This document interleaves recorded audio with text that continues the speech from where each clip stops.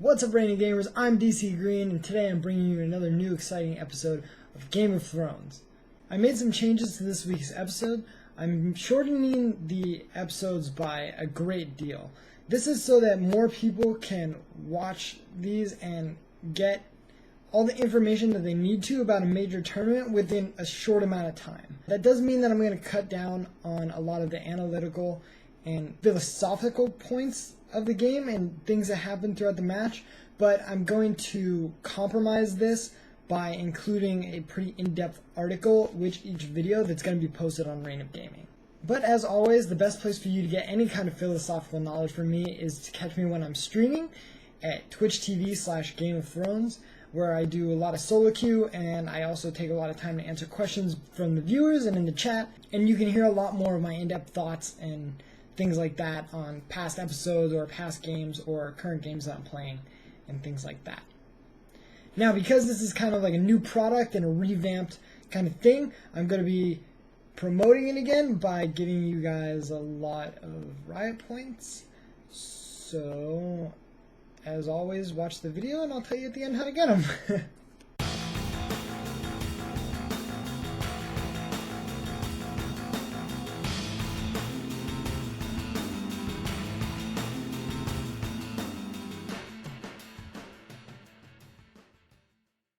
Today's episode is going to focus on the finals of the Kings of Europe tournament that was a best-of-3 between MouseSports and Curse.EU. Enjoy. Here we see the picks for Game 1. Now, Game 1 was jumped into about 15 minutes in because of decisions made by the casting network, so we didn't get to see the pick and ban process, but as we can see, Curse opted for a more aggressive jungler in Nocturne, while Mouse decided to go with a tanky, more crowd control oriented jungler in Maokai. Mouse also went with a more aggressive bottom lane with Sona and Graves, while Curse decided to go passive and reactive with Corki and Soraka. The rest of the lanes look pretty even. When it comes down to team fights, I would have to say that I like Curse's chances a lot better. I feel that Mouse's success in teamfights is going to come down to landing Morgana ultimates on top of Sona ultimates. I feel like Curse has a lot of escape mechanisms with Ahri's ultimate and also Corki's Valkyrie. They also have spell shields on Nocturne to block the ultimates, and Aurelia's just innate ability to resist crowd control, and then they have Soraka to heal them all up when it's done. I would say that Curse is definitely edging out, just barely though, in teamfight presence. The game started roughly 20 minutes in, with Mouse ahead, 4 kills and a dragon. They had roughly a 4k gold advantage, but both teams had not managed to kill any towers, meaning that their kill and gold advantage was not as significant as it might appear to the naked eye. When the second dragon spawned, Curse pulled Aurelia from top to give them a player advantage while taking it. The enemy Maokai tried to get into position to smite steal, but a perfect charm by Ahri hit him and initiated a teamfight. Maokai was quickly killed, and Curse successfully picked up the dragon.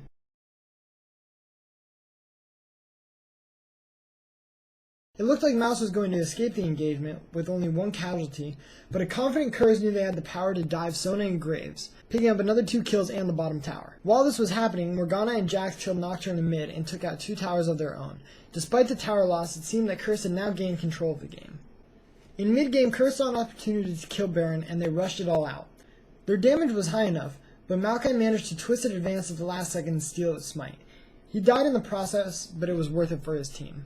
Despite losing Baron, Curse tried to remain aggressive and push down the second bottom tower, but they were chased off by a retaliating enemy team. Fleeing into the jungle, Curse split up and greedily tried to take blue. They were caught by Mouse and gave up 2 kills for free. This would be the beginning of the loss of Curse's regained advantage. An aggressive 4-man push by Mouse top lane prompted a snap decision base race by Team Curse, with Corki heading a push bottom lane and Ahri and Soraka leading the charge in the middle. Nocturne and Aurelia were left to defend the 4-man team of Mouse, and may have successfully bought their team enough time had Nocturne not been caught and killed. Maokai then blue pilled back to his base to buy his team enough time to secure the kill on the Nexus and the victory of Game 1. Game 2, both teams used their bans on aggressive junglers, with Purple side picking up the Urgot ban as always. Mouse went for a team comp based on controlling the field with Anivia's Crystallize as well as Trundle's Pillar, trying to protect a very mobile Ezreal and having a very aggressive Bruiser with Jax. Looking at Curse's team, we've seen they have really strong initiation with Malphite, Aurelia, and Ahri. This means that if they're able to disrupt Mouse's positioning before they can get into a position to control with all their area displacement effects, that it is going to prove very hard for them to come out with a victory. First blood was scored at 3 minutes and 45 seconds in Game 2, when Malphite came top to gank Jax. This was actually a really telling sign, as every lane for both teams were evenly matched, but Curse had the stronger, more aggressive jungler in Malphite. He kept up his reign of terror by ganking again, and again, and again, and one more time. His non-stop ganking did give Mouse the first dragon though. But then Curse got the second dragon, and the third dragon. They even tried to get Baron at one time. But then they were like, nah. Ezreal then got caught out of position and insta-gibbed by Ahri, which gave Curse a free inhibitor. Then Trundle decided it was his turn to get caught.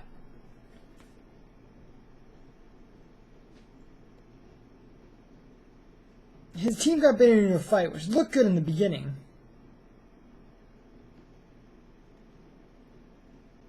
But then Ahri showed up and picked up a quadra kill. Trundle managed to survive, however, but then Mouse surrendered. GG, on to Game 3. Game 3 we see Mouse banning out Malphite and Ahri, two champions that proved problematic in the past game. Curse kept it simple and banned out strong junglers while also picking up the Urgot tab. At the end of Champions Select, both teams had very distinct team compositions. Mouse was banking more on hyper carry late game status, with picks like Karthus and Graves backed up by Yorick, while Curse had a lot of power in their ultimate synergies in both Amumu and Orianna, providing control on the field for quick cleanup by Aurelia and Corki. With both teams consisting of top picks in the game, this would prove to be a very interesting and exciting Game 3. Curse started with some very interesting lane swaps in Game 3, sending Corki top and Aurelia bottom with the support. The plan was to support Aurelia to a level where she could adequately lane against Yorick. The swap was successful, however all that poke damage set Aurelia and Soraka up for the coolest first blood in competitive history. Here we see Graves use his flash and collateral damage and ignite in perfect coordination with Karthus to pick up the double first blood kill on Soraka and Aurelia. This is why globals are overpowered.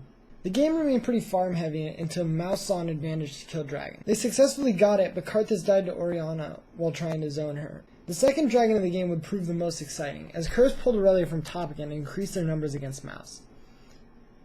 Curse managed to get the dragon right before the fight broke out. Orianna landed a great command shockwave, which allowed Sona to be burst down by the rest of her team. Yorick was able to teleport him from top, but by then it was kind of late. There's a lot of back and forth in this fight, and Shyvana jumps out with her dragon form, but dies to ignite from Aurelia. Amumu flashes out as he gets low, but comes back in to help get the kill on Karthus. Graves manages to kill Aurelia and almost kills Corki, but a clutch shield from Orianna saves him. Graves jumps over the wall, and Amumu misses a bandage toss that could have been critical in killing Graves, but instead Graves picks him off instead of picking up the double kill. After a short chase, Curse is able to kill Graves, getting the unofficial ace. The biggest mistake made in this fight was by Karthus, who did not use his ultimate during his death-defied state, which would have completely skewed the outcome of that fight in his team's favor. The game remained very even until Mouse decided to aggressively push for Baron. Curse tried to stop them, but they were quickly overpowered in the ensuing teamfight. Amumu had no ultimate, so he could not provide the crowd control that his team needed to lock down the fight. With Mouse continually trying to kill Baron, Curse continued their efforts to poke them down. Orianna quickly found herself out of position and got burst down by Graves. Aurelia followed soon after, and Mouse picked up the Baron. They then killed the middle inhibitor for free. Later, Orianna would get caught alone and killed by Mouse. This would give them the second inhibitor against Curse for free. Despite the chips being down, Curse managed to hold out and turn a team fight in mid. By stacking the crowd control of Amumu's ultimate and Soraka's silence, they were able to catch Yorick off guard before he could use his ultimate and kill him. This eventually led to the picking of Sona and then Karthus, and was followed by the aggressive push of Curse onto Mouse's middle inhibitor, where they also picked up a kill on Graves.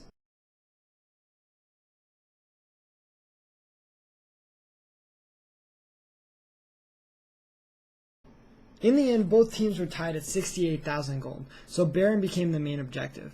Because Curse got there first, they had positional advantage, and they were able to pick off Yorick and force him to use his ultimate on himself. He was quickly killed, and then while in his ultimate form, remained useless by doing damage only to Amumu. A lot of damage was then put down on Karthus by Orianna, and he died quickly as well. He used his ultimate, but only succeeded in killing Amumu. Aurelia was actually able to dodge all this damage with Guardian Angel as well. Orianna and Corki then proceeded to clean up Sona and Graves, and then push down middle for victory. Shyvana was the only person alive, but they killed her for the official ace, and then took down both Nexus turrets and the Nexus to claim victory in the King of Europe finals. Congratulations, Curse.EU.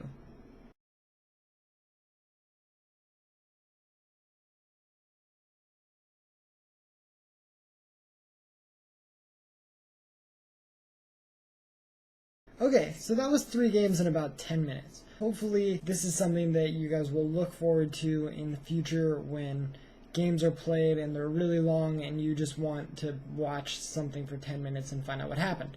I just want to apologize for any boredom you might have experienced in the video because you couldn't see me talking.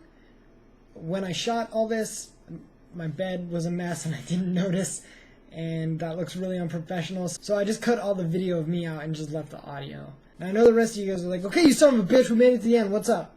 Okay, so I went out and got $100 worth of riot points.